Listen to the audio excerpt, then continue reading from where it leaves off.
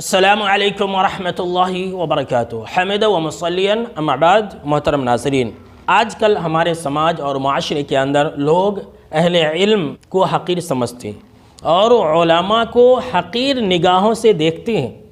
تو آج کے درس میں میں آپ کو یہ بتانے والا ہوں کہ علماء کی فضیلت کیا ہے، اور آج میں آپ کو ایک ایسی فضیلت بتانے جا رہا ہوں جس کے اندر کوئی بھی جاہل شامل نہیں ہو سکتا ہے۔ اور وہ فضیلت کیا ہے؟ آئیے میں آپ کو حدیث سنا دیتا ہوں۔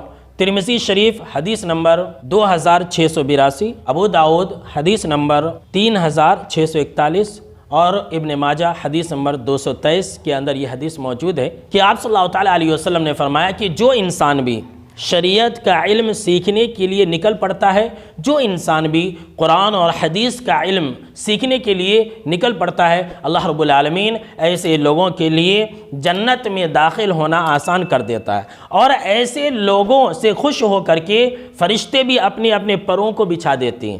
آگے آپ صلی اللہ تعالیٰ علیہ وسلم نے فرمایا وَإِنَّ الْعَالِمَ لَيَسْتَغْفِرُ لَهُ مَنْ فِي السَّمَاوَاتِ وَمَنْ فِي الْأَرْضِ، اور بے شک کہ ایک عالم کے لیے وہ تمام چیزیں دعائیں کرتی ہیں جو آسمانوں میں ہیں اور جو زمین میں ہیں۔ سبحان اللہ، یہ عالم کی فضیلت ہے کہ آسمان اور زمین میں جتنے بھی مخلوق ہیں، چرند پرند شجر و حجر، یہاں تک کہ چوٹیاں بھی، یہاں تک کہ حدیث کے اندر اس بات کا بھی ذکر ہے کہ مچھلیاں بھی سمندروں کے اندر اور تالابوں کے اندر اہل علم کے لیے دعائیں کرتی ہیں۔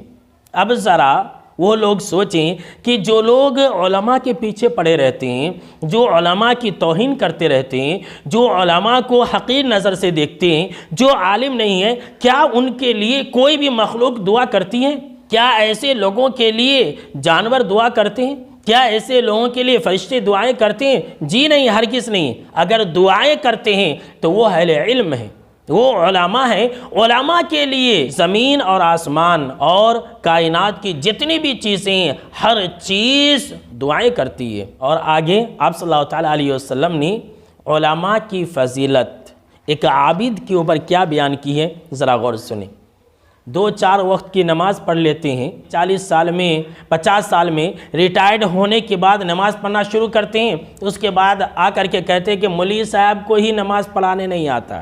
جو انسان 50 سال میں 60 سال میں بڑھاپے کی عمر میں ریٹائرڈ ہو کر کے مسجد میں آ رہا ہے، وہ انسان یہ الزام لگا دیتا ہے کہ مولوی صاحب کو نماز ہی نہیں پڑھانے آتا ہے، اور اپنے آپ کو بہت بڑا متقی بندہ سمجھنے لگ جاتا ہے۔ تو ذرا سنیے، آپ صلی اللہ تعالیٰ علیہ وسلم نے فرمایا کہ وَإِنَّ فَضْلَ الْعَالِمِ عَلَى الْعَابِدِ كَفَضْلِ الْقَمَرِ لَيْلَةَ الْبَدْرِ عَلَى صَائِرِ الْكَوَاكِبِ، کہ ایک عابد کے اوپر ایک عالم کی ایسی فضیلت ہے جس طرح سے 14ویں رات کے چاند کو تمام ستاروں پر فضیلت حاصل ہوتی ہے۔ 14ویں کی رات کا جو چاند ہوتا ہے اس کے سامنے میں ستاروں کی کوئی اہمیت نہیں ہوتی ہے، اسی طرح سے علماء کے سامنے میں غیر عالم کی کوئی اہمیت نہیں ہے۔ کتنی بڑی فضیلت ہے، اور لوگ علماء کو حقیر سمجھتے ہیں۔ آگے آپ صلی اللہ تعالیٰ علیہ وسلم نے فرمایا کہ ان العلماء ورثۃ الانبیاء، کہ بے شک کہ علماء یہ انبیاء کے وارث ہیں، اور انبیاء یہ دینار اور درہم، روپیے، پیسے اور خزانے کے وارث نہیں بناتے ہیں، بلکہ وہ تو علم کا وارث بناتے ہیں۔ آخر میں آپ صلی اللہ تعالیٰ علیہ وسلم نے فرمایا کہ جو انسان علم حاصل کرے تو خوب علم حاصل کرے۔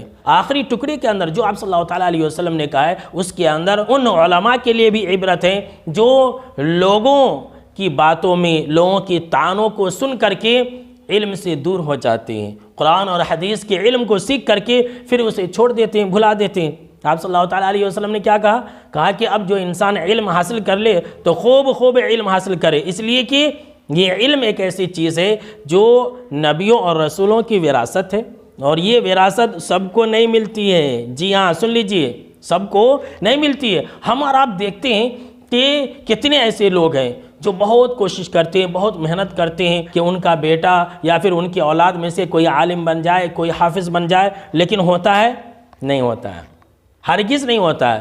یہ علم اور یہ انبیاء کی وراثت اللہ رب العالمین صرف اور صرف انہی کو دیتا ہے جن کو اللہ رب العالمین پسند کرتا ہے، یا پھر جن کے ساتھ اللہ رب العالمین بھلائی کا ارادہ رکھتا ہے۔ سب کو یہ علم اللہ رب العالمین نہیں دیتا۔